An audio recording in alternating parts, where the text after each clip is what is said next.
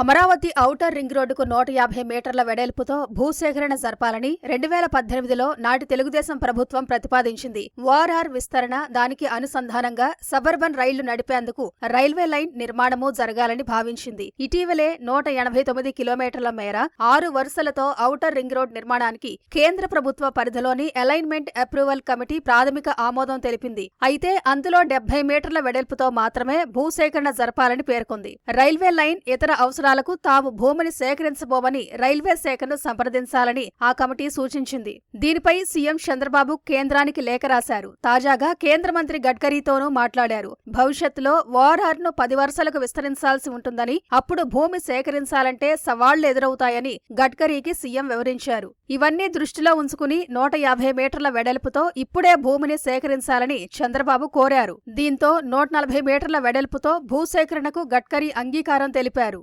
ఇటీవల alignment approval committee Amaravati outer ring రోడ్డుకు అనుమతి ఇచ్చినప్పుడు కేవలం రాజధాని ప్రాంతం వైపు మాత్రమే సర్వీస్ రోడ్ నిర్మాణానికి ఆమోదం తెలిపింది. ఓఆర్ఆర్కు బయటి వైపు అవసరం లేదని పేర్కొంది. దీనిపైన సీఎం చంద్రబాబు గడ్కరీతో చర్చించారు. ఇరువైపులా సర్వీస్ రోడ్లు ఉంటేనే ఓఆర్ఆర్కు ఆనుకొని ఉండే గ్రామాలు, పట్టణాలకు చెందిన వారు సులువుగా రాకపోకలు సాగించగలరని వివరించారు. గడ్కరీ దానికి సమ్మతించారు. అలైన్మెంట్ అప్రూవల్ కమిటీ ప్రాథమిక ఆమోదం ప్రకారం 70 మీటర్ల వెడల్పుతో ఓఆర్ఆర్ భూసేకరణకు 16,310 కోట్లు ఖర్చవుతుందని అంచనా వేయగా, ఇప్పుడు 140 మీటర్ల వెడల్పునకు భూసేకరణ వ్యయం పెరగనుంది. త్వరలోనే కేంద్ర ప్రభుత్వం ఉన్నతాధికారుల నుంచి రాష్ట్రానికి అందే ఆదేశాల్లో ఆ వివరాలన్నీ ఉంటాయని ఎన్హెచ్ఏఐ వర్గాలు తెలిపాయి.